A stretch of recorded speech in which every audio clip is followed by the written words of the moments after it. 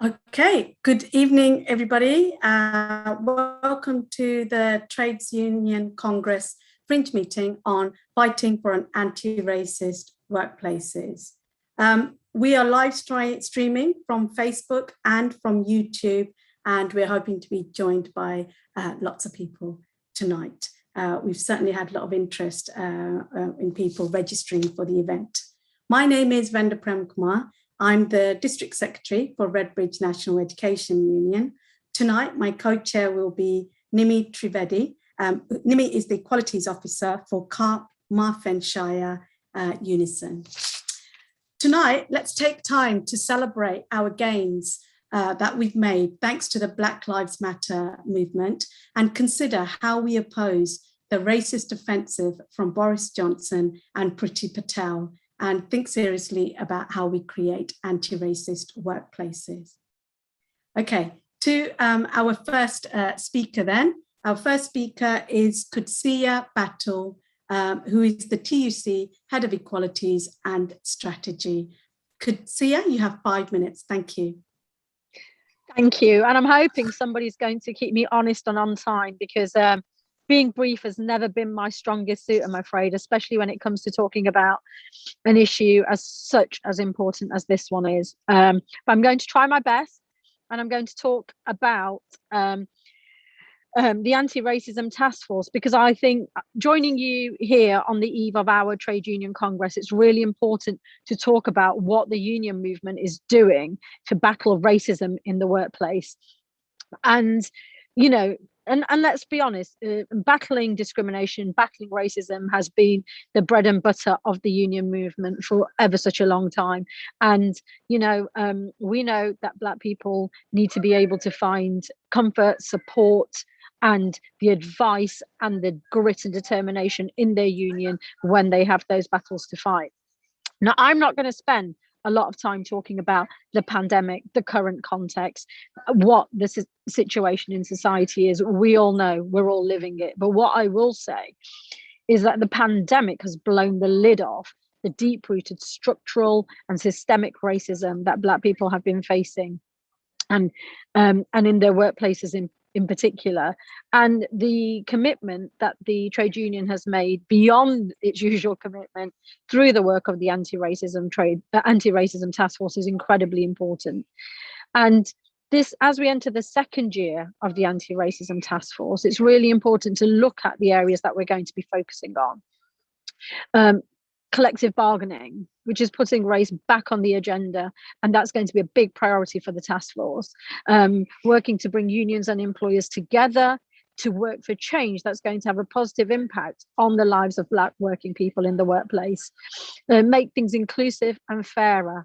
And we'll be building on the tools and strategies that unions have already demonstrated are most effective in winning progress on racial justice in the workplace. So we are talking about arming our reps, arming our officers to go in and bargain and argue for the issues that matter for Black working people. Organising.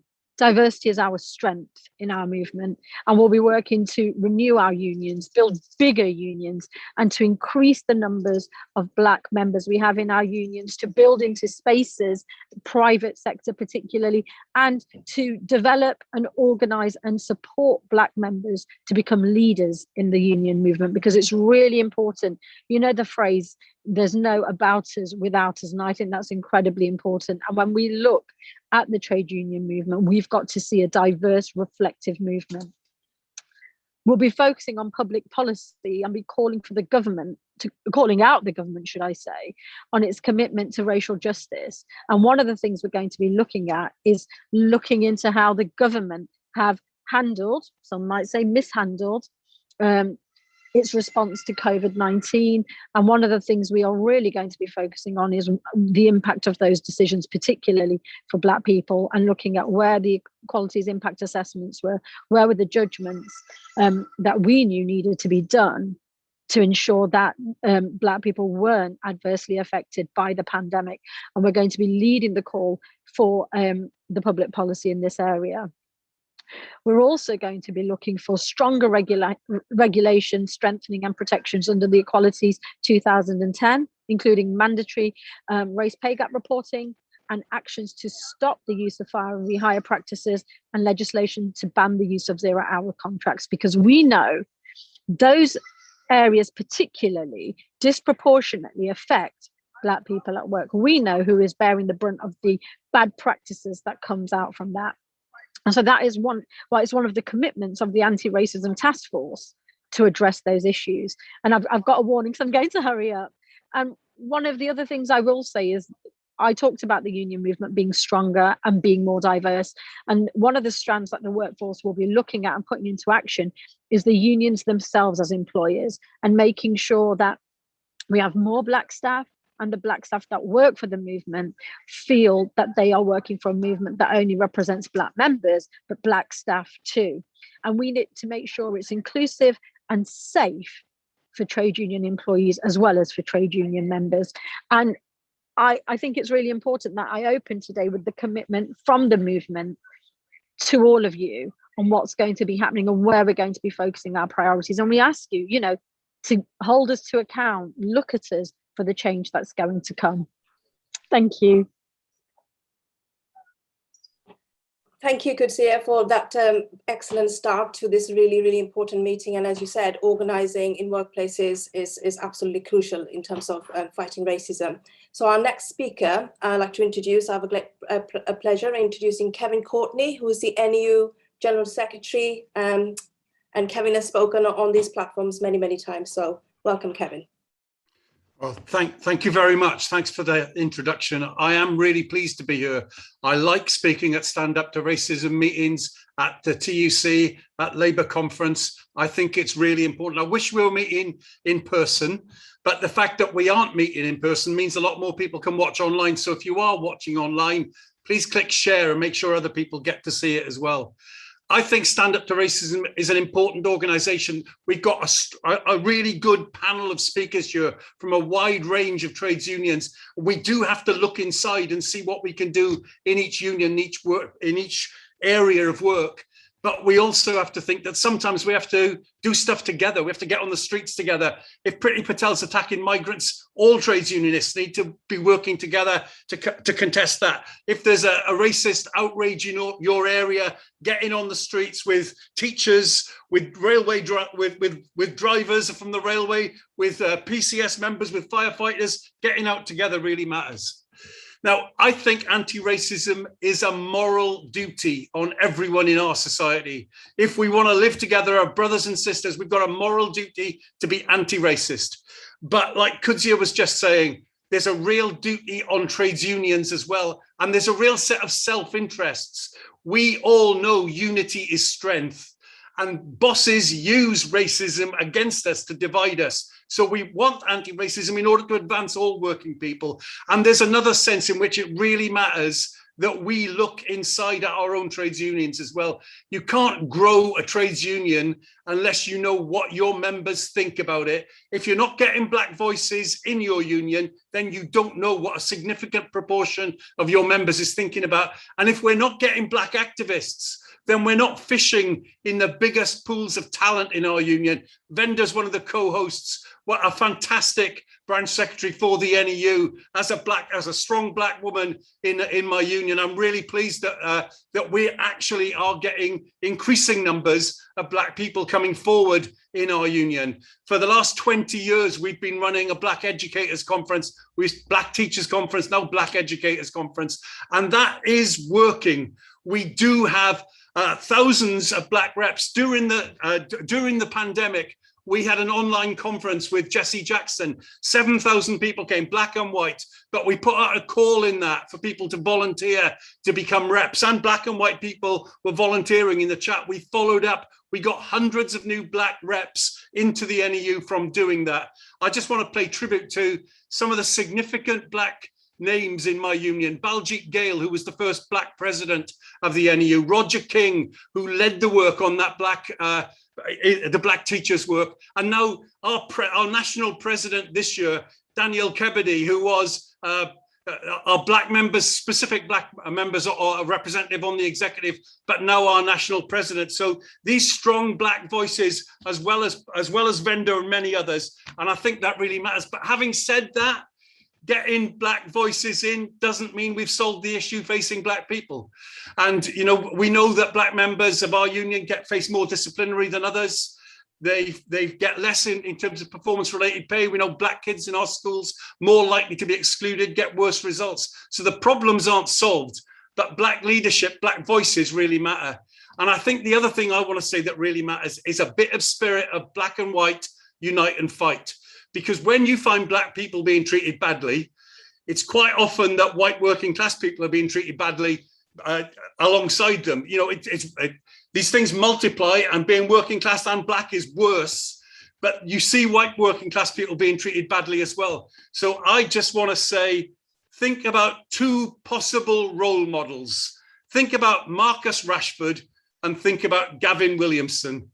Marcus Rashford, who is standing up for working class kids, black and white, saying they need to be fed during the summer holidays, that they are going hungry. And he, in standing up for those kids, is uniting black and white kids. He's a young black guy, an attractive political personality, going out and talking about something that benefits all kids. But we know that black kids are hungrier on average than white kids because they're more working class, perhaps. So, but Marcus pushing that forward really matters. And then Gavin Williamson, who in an article this week where he was being spoken to about the fact that he is in such trouble, when he says in that article that he'd met Marcus Rashford and he hadn't met Marcus Rashford, that shows you that Gavin Williamson, because Marcus was leading the biggest campaign in our country around free school meals. The fact that Gavin Williamson thinks he's met him and he hasn't met him tells you he's not paying attention. He doesn't care about black working class kids or white working class kids or whether they're hungry in the summer holidays. So I want to say it's a moral duty to fight racism. We need black leadership, and we need to look inside the unions to make sure there are no obstacles to black people coming forward. We need to say we want that diversity. We need to organize for it. We should have black members conferences. We should make sure that black voices are coming forward. But then we also need the spirit of black and white, unite and fight. We're going to fight for these things. We're going to fight against racism, and we're going to fight black and white, unite and fight, because that's the way forward for all of us together. Thanks very much. Thank you very much, Kevin. And I just want to say, as a teacher and an activist in the NEU, I'm really proud to be in your union. Some really excellent messages there, Kevin. Unity is strength, and I'm sure we all agree. Thank you very much, Kevin. Okay, we're going to move on to our next speaker. And our next speaker is Victoria Showunmi, the UCU Black Members Committee. Thank you. Okay, thank you very much. Also, I'm sorry, can you hear me? I hope you can.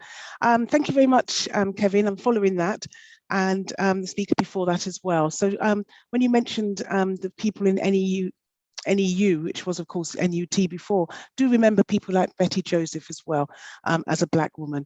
And I start off with racism is a virus, and let's look at that.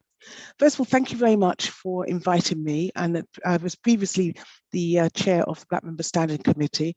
I'm still a member on the NEC and also chair for the equalities for UCU as well. There's around about 9,000 members, black members within the NEU, within the UCU at the present moment. And I'm very interested in what's going on with young people as well as being part of the union. I want to just move on just slightly and then come back to that. Having a slot for me is really important, you know, for us to make a connection and acknowledgement that being a woman who is black has its challenge. When we think about gender, most of the discussion focuses on white women. And if you're lucky, it might focus on women which are perhaps, which are Asian or Chinese or any other, but it doesn't really focus on being black as a woman. Being black as a woman gets very much dehumanized. And being black itself, the focus is, will be on black men. And so what happens with Black women, they fall down the cracks. And I think that's a really important point. When we say unite and we fight, we have to also acknowledge that Black women will fall down the cracks. Whether it comes to do with the gender pay gap or whether it's the ethnic pay gap, we don't seem to get a mixture to be able to go between. We end up really down the middle of it. We're women. Managing everyday racism is something that we are working through every single day, but we're not just managing everyday racism, we're also managing everyday sexism at the same time. Many of our women as well, Black women, are also, when we think about being LGBTQ+ and disability and age, these are also conversations which come under the banner of being a Black woman and racism. We go across the intersectional span. Now, in the workplace, there is so much to be done. There is so much to be done, whether it's to do with recruitment, whether it's to do with selection, whether it's to do with progression, and whether it's to do with development. There are some statistics which show in the academic side that a Black woman in the academy can take around 15 years longer to be promoted in a position which they deserve to be than their white counterparts. Astonishing. I think what I'd like to argue about at this present moment, or stand for, is that we've got 9,000 Black members and we need to really reach out to them and connect with the other unions which are here around this table at the present moment. I really support and want to hear more of what's going on with Black women. People like Diane Abbott, who's always been there and talked up for what's happening with education, various societal issues, and also being a woman and the amount of abuse that somebody like her actually has to experience, which is also similar to amount of abuse which Black women have to experience in the workplace. What are we doing about that?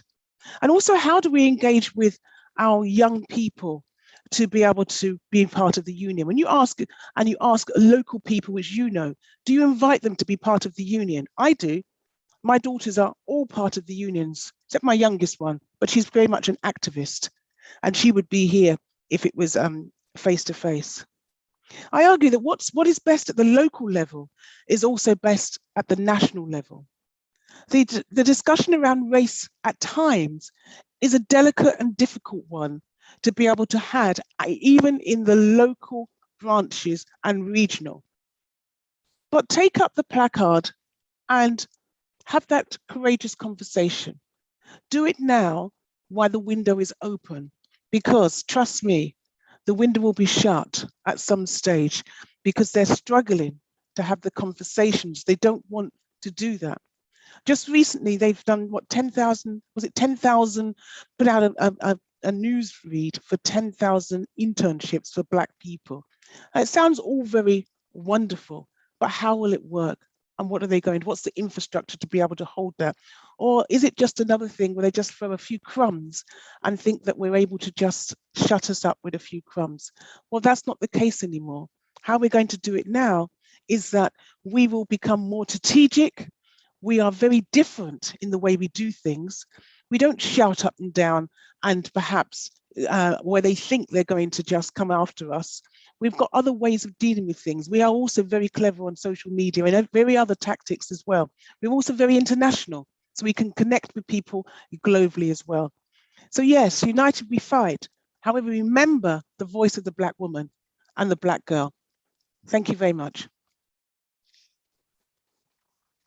Thank you very much, Victoria, for those very powerful messages. And you're absolutely right in terms of the importance of women organizing in workplaces, in terms of against all forms of oppression, and connecting with all the unions in our fight is so, so crucial. Just wanted to say we have solidarity from a number of groups and messages from Glasgow, Stoke, Islington, Leeds and North East, as well as solidarity from Sheffield's Trades Council, Islington Stand Up to Racism, Derby Stand Up to Racism, solidarity from Hull, East Ridings and Tower Hamlets Stand Up to Racism as well. So I'd like to welcome our next speaker, who is going to be Mick Whelan, who is a ASLEF General Secretary. So welcome, Mick. Thank you very much. Great pleasure to be today and a great honour to be on this platform with so many great speakers. And it's quite right. that we should all come together to fight racism. I'll be proud to stand with every one of you when we march and we demand the rights that everybody should have. And we've seen the massive rise of the right in the last few years, and how the bigots and the racists crawled out of their cupboards in the Trumpian and post-Brexit world, and why it's now more important than ever that we don't let them gain a foothold and lose the footholds of the past, but also, quite right, it's been identified, deal with the injustices that continue to go on. Fighting race in the workplace has always been a key workplace issue.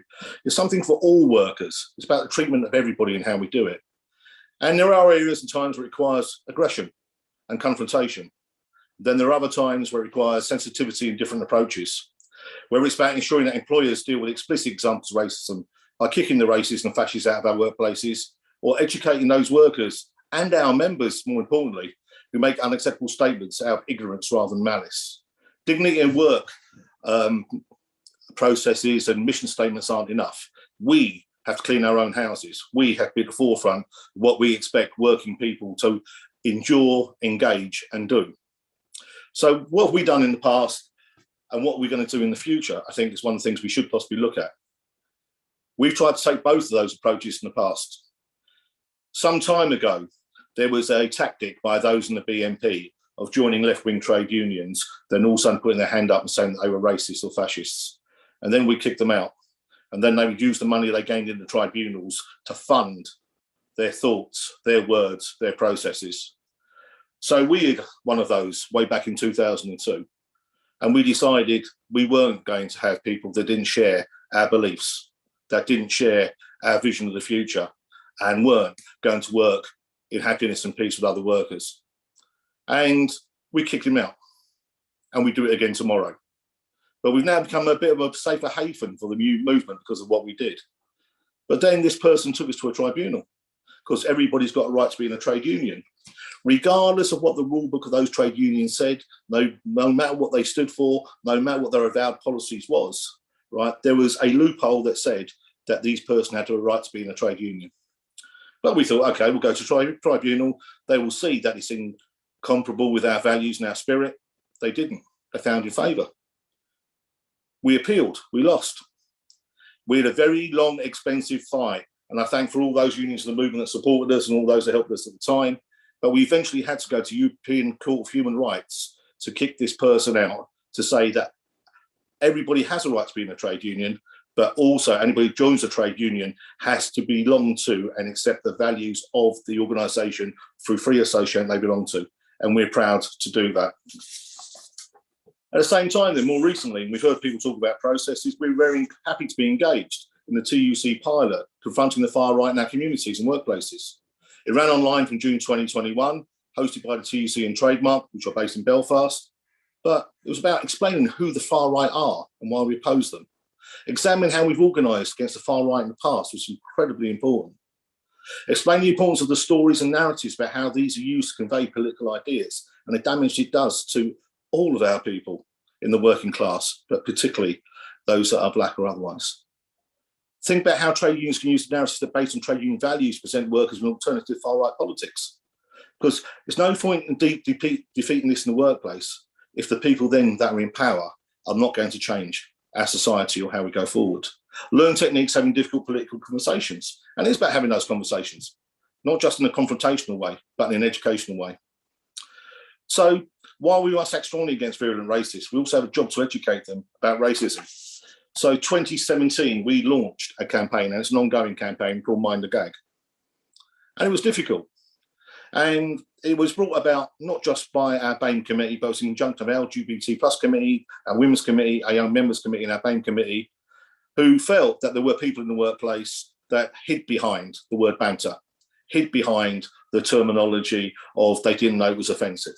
Well, if we tell you it's offensive, if we advise you it's offensive, if we tell you it's not in line with our values and what we do, and you still do it, then you are being offensive. And of course, we had these people saying, why are you going to gag me? Well, we're not going to gag you. What we're going to do is protect your employment. What can't you say now that you used to say before? Because you must have known before it was inappropriate. And it all goes quiet. But also, at the same time, if you do this, you may find yourself out of work. And we as a trade union are only trying to protect you and your employment. So we want you to share our values. We want you to share our hopes. We want to treat each other with dignity, and we want to move forward. And while we do that as trade unions, and we stand here today and work together, stand together, fight together, I think we're going to make a better world eventually. Thank you for listening.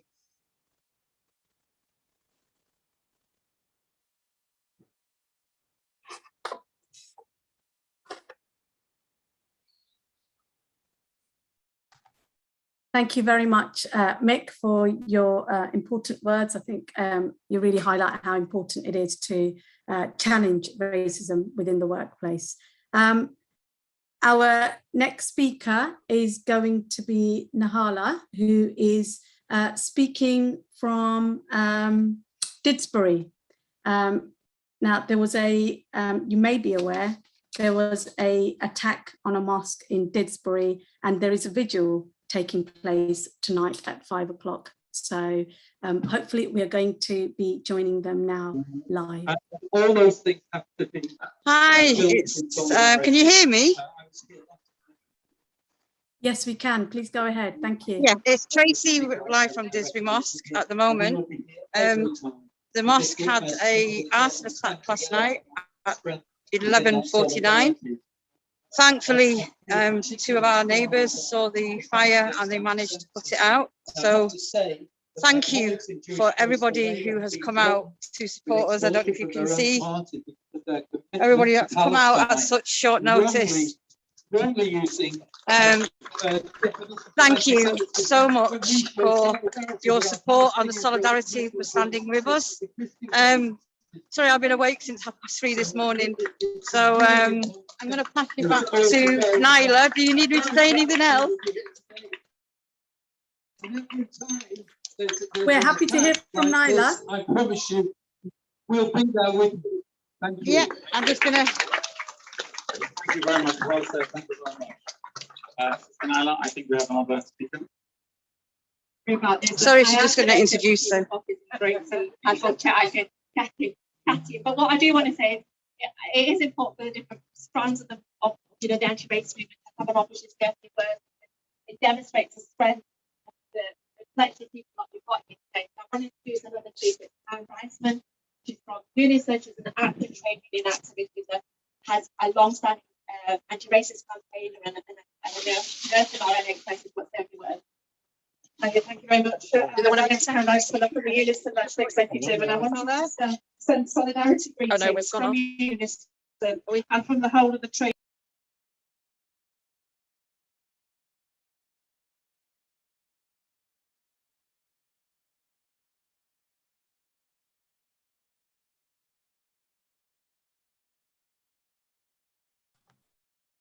Can we have Nahala back, please?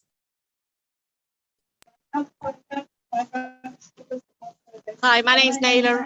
I'm the co-chair of Great Manchester Stand Up to Racism. I'm here this evening outside Didsbury Mosque, which is a mosque that there was an attempted arson attack last night, and the local community has come out in defence and stand in solidarity with the mosque. We've got people here from across the spectrum. We've got our local councillors, we've got trade union activists, we've got people of different faiths, and as you can see, they're all out here. I think you can see that, and I think it's really important that we are out here, standing up against the racism, but also recognising that this racism comes from the hostile environment that the Tory government has created, particularly Boris Johnson with his racist rhetoric, and Kudsia Batool and her attack on refugees and those seeking asylum here in Britain. So we're here today in support and in solidarity with the mosque congregation.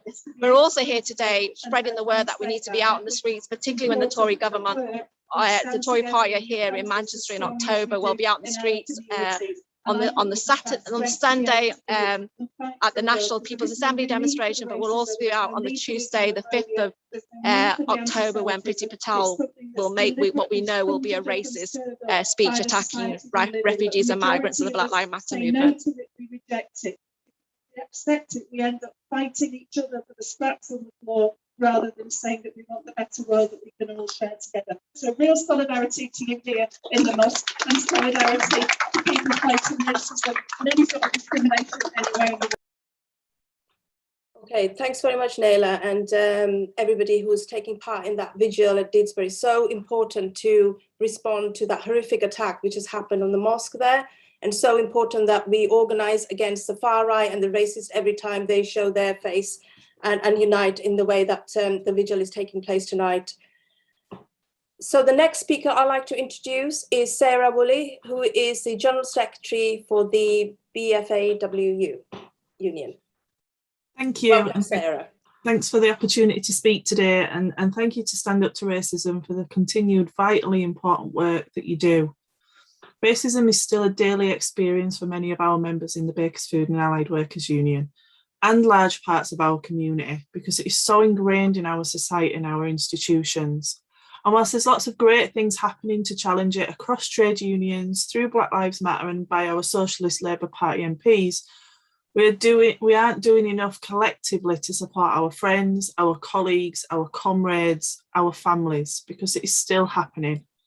In 2021, people should not have to experience what some of our members have talked to us about over the last few months. And I've said this before, but I'll say it again. It's frankly disgusting that people think it's okay to treat somebody appallingly because of the colour of their skin.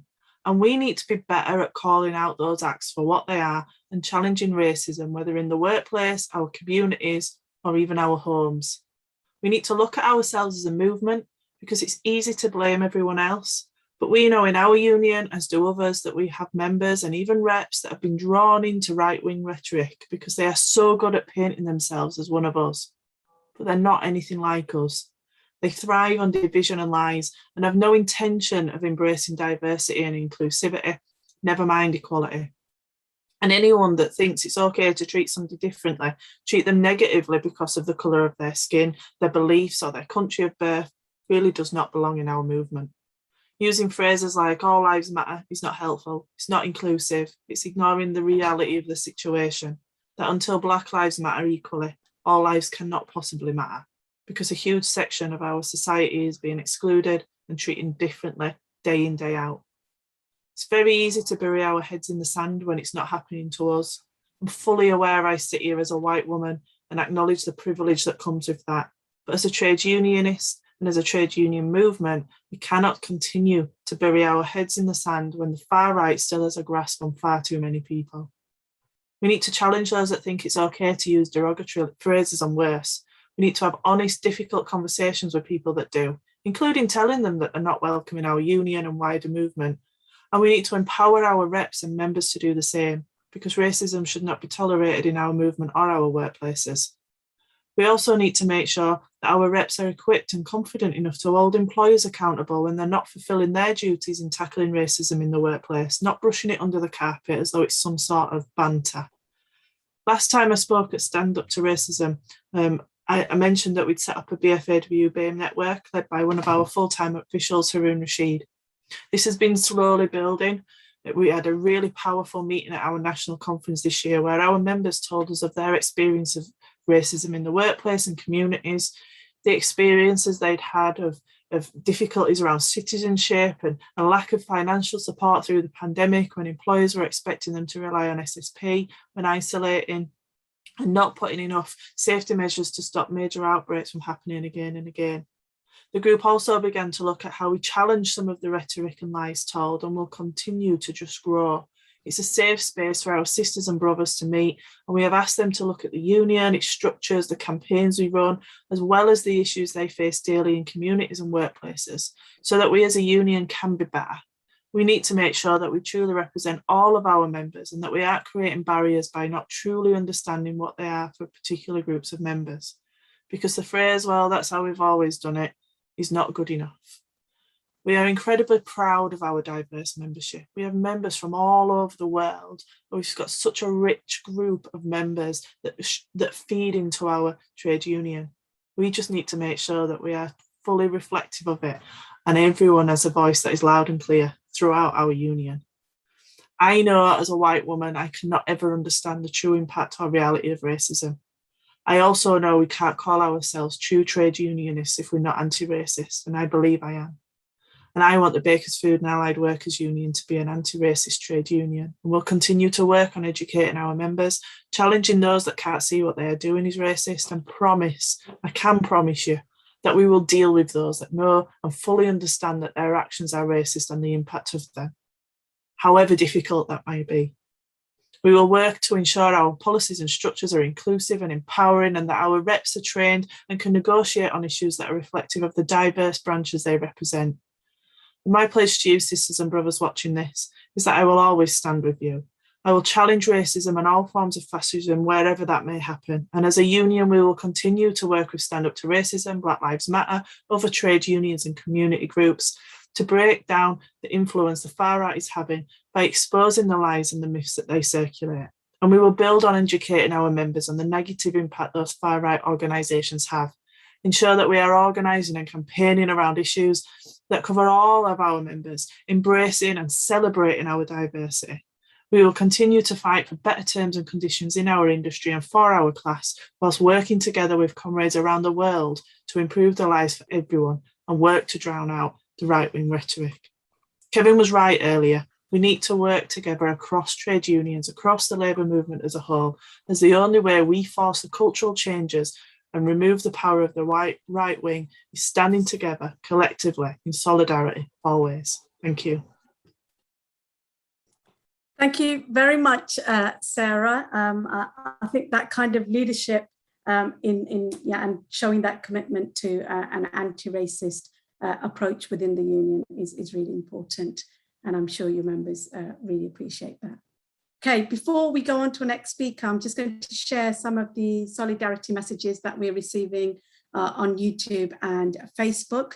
So we've got a message from London Socialist Historians group who send their solidarity, and they say Johnson must not be allowed to whitewash Britain's imperial history.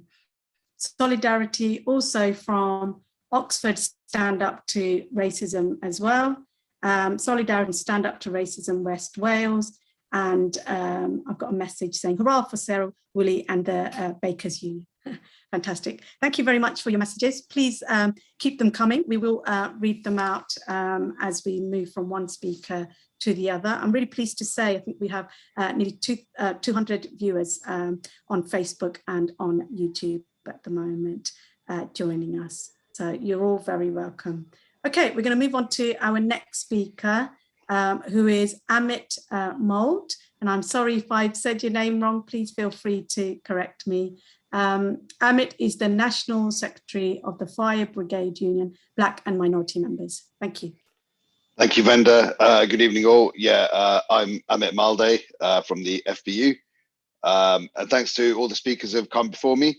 When I learned that I was going to be on around 8th or 9th, I knew that a lot of the pertinent points relating to the fight against racism and the move towards anti-racism would already have been made. So I'm going to speak exclusively about my industry, the fire service. So since the 1980s, the fire service has transitioned from responding exclusively to emergencies to being very more proactive, focusing on preventative measures. And this has been outstandingly successful. It's reduced the number of fire deaths and fires considerably, along with a number of other factors. But in order for this to be effective, we need to engage with all of our communities. We need their trust, and we need to understand them, and we need them to open their doors to us and to seek us out. And therefore, it is imperative that we have a service that represents the communities that it serves. In order to foster these strong relationships and understand the specific needs of different communities, this is best done with members of that community seeing firefighting as a viable career option, so that we get members from that community applying to the job, riding the trucks, where they can share their insight and knowledge and do the preventative work that is proven to be so effective and proven actually to save a considerable number of lives. So this really is a matter of life and death. An example of this is I'm the first member of my community to join the fire service, and I work in an area where there's a considerable concentration of my community. And we are more likely to use candles, especially during religious ceremonies or even just on a day-to-day basis, and to cook with hot oil. And these are both quite serious fire risks, part of a checklist of 9 that we do. So there are times where there be cultural barriers or language barriers, where having someone like me on the truck, being able to understand what's going on and connect with these people, share fire safety advice, is crucial. And we really need to do this in advance of something going wrong. So in order to do this, we really need to demonstrate that we are visibly anti-racist.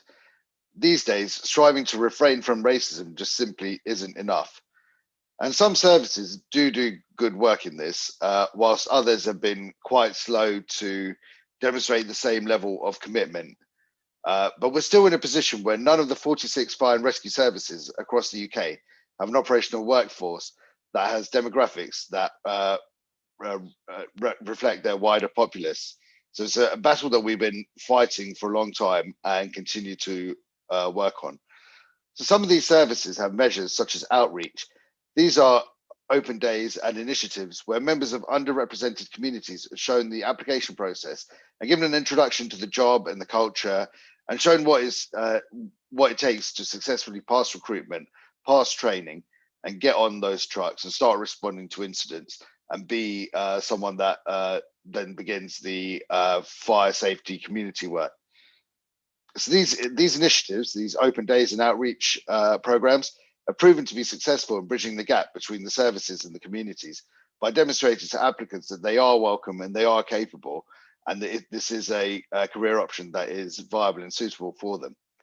The issue that's faced is every time a service shares with a degree of enthusiasm something on social media, or it might be picked up by the Daily Mail and their ilk, and then they're suddenly subjected to relentless attacks by bitter people who think an unfair advantage is being given, something that's either detrimental to their chance of applying, or more likely, they just don't want to see people riding the trucks, people that don't look like them. So legally, these services cannot help during the application process, and they can't artificially prioritize applications from any group.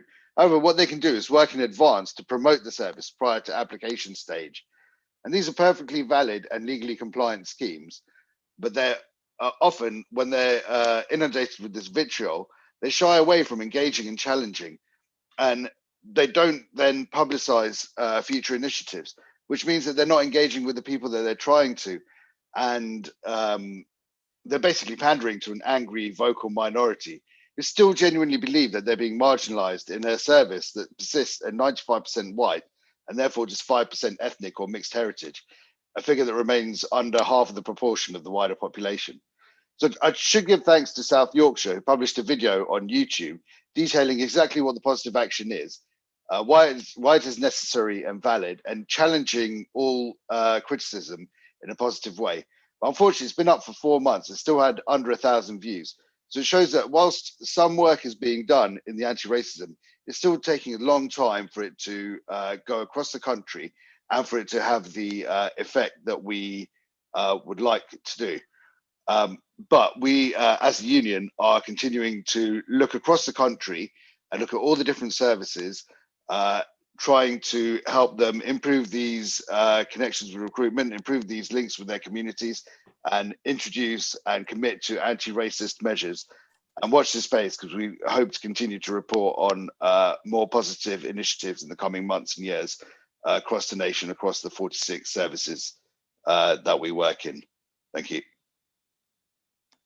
Brilliant. Thank you, Amit, once again, for those really, really powerful words, and all this sort of analysis you gave, really, in terms of the important work that your union does. It's just so crucial, and as you said, so important to be visibly anti-racist wherever we are in our workplaces and whichever trade unions we belong to. And it's really good to hear all the speakers we've had so far. The working class trade union is speaking tonight on this platform, so crucial, and the fight that we need to be part of. Just one more message of solidarity before our next speaker, from Mark John Otten, who's from Unison Swansea Council, sending solidarity to us. So Our next speaker is going to be Mohammed Shafiq. Mohammed is from PCS National Black Members Committee Chair. Welcome, Mohammed. Well, thank you so much, Nima. First of all, can I congratulate Stand Up to Racism for all the campaigning work that you have been doing. And it's an absolute honor for my union, PCS, and myself. And I think so many people in the community to stand with you. And it's great that we're able to gather today virtually, but in solidarity at the important work that you do, the successes that we've had together. And I think it's appropriate for me to start in that we remember the 9/11 attacks 20 years on, and obviously the victims of that tragic day and those killed in Afghanistan, in Libya, in Iraq, at the hand of foreign military adventures and wars. And we remember them all those innocent people who lost their life. And it's really important for us to reflect on how the war on terror has criminalized Muslim communities. Islamophobia, anti-Muslim hatred has been something which has been normalized in our politics, in our media, and that has been amplified by a Prime Minister sitting in Downing Street who used those words to describe a burqa as letterbox and bank robbers. And a Conservative Party that is mired in Islamophobia allegations without the will or the desire or the strength to deal with that issue. That's why on behalf of my union, I want to condemn the attack last night at Disbury Mosque in Manchester. We should recognize that an attack against one place of worship is an attack against all faiths and those of none, and we stand together against that. Racism, as the title of the session says, has to be confronted in our workplaces, in our communities, and yes, even here amongst our trade unions, as Mick Whelan has already indicated. Our union movement is proud of our anti-racism values. It's no longer good enough for us to say that we're committed to race equality. What we've got to do is adopt strategies and policies and words that make us anti-racist. Now, the pandemic we've been living through has had an adverse impact on Black members. I speak in terms of Black. The term Black is in a political term, which is inclusive of all ethnicities. Now, from the key workers on the front of the NHS to the taxi drivers, superway workers, bus drivers, paramedics, train drivers, many of our members who have been working on the front line these past 18 months, and so many of them have died, and we pay tribute to them and their sacrifice. Our union, PCS, is committed to tackling the representation amongst our own structures. We've made anti-racism a core principle of our union and our reform that we are going to embark on in the weeks and months to come. Anti-racism and underrepresentation is at the heart of that. Because really, we cannot be raising our voice against racism if in our own structures we don't have that diversity of strength. That's why I'm proud that we have a Vice President, Zita Holborn, who's Black. We have a number of NEC members who sit on the National Executive Committee who are from Black minority ethnic communities. It's progress, but we still got a long way to go. But I'd rather be in our position to see so much success in terms of our structures. And then what we've got to do is we make sure that anti-racism, the values which stand up to racism, and so many of us here in the trade union movement have been committed to, is embedded in our workplaces, and that we confront our racism wherever it exists. And the hostile environment that we were hearing from earlier is not just started under this Conservative government, but successive governments who forgot that unless all people are free, unless we all tackle racism wherever it comes from, whether it's against migrants, immigrants, whether refugees, Muslims, Jews, other communities, we cannot stand still. I want to salute all the trade unions participating in this call, but across our trade union movement, who made it tackling racism through an anti-racism agenda central to their work. I pay tribute to all of you today. And finally, I want to say this to those who say tackling racism is not worthy of taking a knee or showing the world that lived experience of members is not worth talking about. We stand together, we salute Black Lives Matter. We salute the family of George Floyd, whose magnificent work. Without their work, we wouldn't be able to do what we are. And finally, I want to just salute you, Wayman, and everybody's part of Stand Up to Racism. It's an absolute honor to count you as friends, and me and my union will always stand with you. Thank you so much. Solidarity, everyone. Thank you very much, Mohammed, for your comments. It's been absolutely fantastic to hear every single union activist, leader, talking about their very deep commitment to anti-racist approaches and strategies. And I think also it's been really heartening to hear all the leaders talking about working together, not only to challenge the racism that might exist within our union structures, but also look outwards and stand together to fight the racism that is undoubtedly in our society, systemic and institutional racism as well. Thank you very much for all your thought-provoking contributions. I understand now that we would have over 300 viewers, both on YouTube and on Facebook. So it's fantastic to see so many people joining this meeting. I just want to advertise a few other meetings, anti-racist meetings that are coming up, and they will be posted on the various sites as well. So please do go ahead and register for these events. The first one is the Stand Up to Racism International Conference, which is on Saturday 16th and Sunday 17th of October. So please do join that event. You can register and there should be links that are posted for you.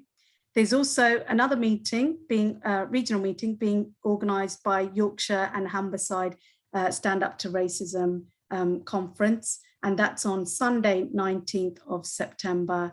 And so please do go ahead and register for that meeting if that is part of your region. We've also got another anti-racism meeting, and that is the TUC Midlands and Stand Up to Racism Anti-Racism Summit as well. And that is on Saturday, 18th of September. So there's lots of events for you to choose from and to register as well. I'm just going to read out our last message, our last solidarity message from Norman King, who sends his solidarity from Stand Up to Racism East Anglia. Okay, we are going to move on to our last speaker, who doesn't need too much introduction, and I think he will be reminding you of the different conferences as well. So we move to our very last speaker, Wayman Bennett, who is the co-convener of Stand Up to Racism. Solidarity and unity, brothers and sisters. I hope you can hear me. And I want to start off by saying two things. The first is that we have a choice between divide and rule and unity and strength. That is what the attempt, I think, has been put in order to separate us. I want to go back to 2001, when the TUC passed a motion opposing the BNP, the 4 people of the EDL that came afterwards, and the Football Lads Alliance. And I want to start off by saying that we won that. I also want to pay tribute to Neil Williams and Mick Shaw, who was from the FBU, unfortunately are no longer with us, although their spirit is with us, about that fight. And I want to thank and say that the government produced a report that was saying, why is anti-racism dominated, they said, by the left? And one of the findings of that report is that the trade unions have been the bulwark of the struggle. They targeted the teachers, the fire brigade, the UCU, whole series of people who they say don't understand their program. And I think we have to take heart from that. They're saying that the biggest strength, the bulwark against racism in this country, is the question of the trade union movement. And we shouldn't forget that. And the reason why I say that is we shouldn't take it for granted that there's no BNP members. There are not people actively going out and killing people. That when Neville Lawrence came to the TUC and asked for support, he got it. And we have to start from that. is that our solidarity and our collectivity is the reason why we've defeated these people. The second thing I want to talk about is why we need solidarity. And I want to start off by saying the attack by Kudsia Batool, by saying that we should drive refugees back into the sea. And I make no understanding that I think this is a matter for all of us to stand together. You see, I can't forget Aaron Kurdi, the body of Aaron Kurdi, coming off on a beach one day and thinking that I would do anything to make sure that didn't happen. Now, the idea that that's going to happen on the English Channel, I don't forget the role that we played supporting those people. And actually, we're talking about children. And I tell you, the danger is, I think to myself, why is Kudsia Batool doing this? And we shouldn't forget, she was a refugee herself.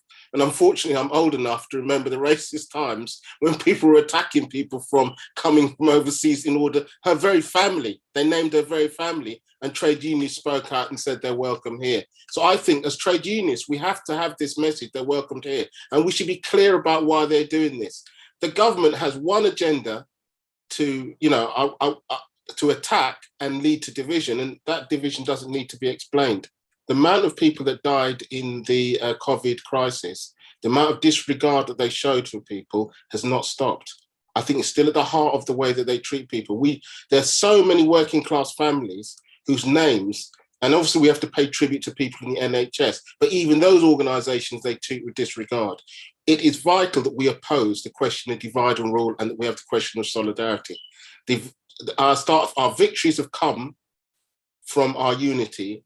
And I think the question that we face in the future is, honestly, I'm not going to make any bones about it. I actually think the government's bankrupt, not just in money or anything like that. I don't think they're bankrupt in that. I think they have a strategy in which they're trying to avoid their responsibilities by misdirection. And why is it important that we come across and show our unity in saying that people are welcome? Is because I think every time we've defeated them and showed that we're not divided, that's important. And the question of black and white unity, I think, is going to be critical here. I don't think it's an accident that that the government is attempting with the Sewell report that said that institutional racism didn't exist. I think that was an attempt directly to stop us from organising on the ground and using our unity of strength in order to stop that. I think it's something which we are actively rejecting, as was said by the TUC. But I think we're going to have to do this in two ways. I think that we're going to have to do this, that every single time there's an act where we can come together in solidarity that opposes racism, we're actually trying to do this. And I think we've done that. I think there is a tradition of doing that. And I think the second thing that we're going to have to do, which is fun, is that actually we're going to have to come out fighting against this. I think every march, every act of opposition that takes place that's linked to the workplace is important. I thought it was brilliant that the biggest, strongest position of taking the knee when they did reports was inside the workplace, that people took the knee. When people look at the England football players that took the knee and they got the support from that, what was the basis of that? Working class unity, in a sense of people refuse to be divided, because their world is different from our world. They don't care if we die. They don't care if we don't get education. They don't care if we don't get healthcare. But our side does. And I think what the trade union movement has done is made that difference. I go back to 20 years ago. I remember the General Secretary suggesting we should have a Unite Against Fascism, we should have a Stand Up to Racism, and suggesting that Sabi Dalu and myself should take a role in that. And I want to thank them, because I want to say that Stand Up to Racism UAF came out of the willingness of the trade union movement to confront people physically, politically, and in every way forward in order to make sure there's unity. And we will stick to our roots. We will oppose racism and fascism. We will oppose Islamophobia, and we'll oppose anti-Semitism. That is the traditions that we've had. And our strength, I think at the end of the day, is the strength of the people who have spoken here, but also the fact in every school, every college, every workplace, there are people there that organise in order to fight what's going on. That's the reason why when you look at the attack on the mosque, people, you see trade union banners are out there. And I think those are the things that show our unity. But the two things we've got coming up against us is to stop the attempt of the racist offensive to divide and rule.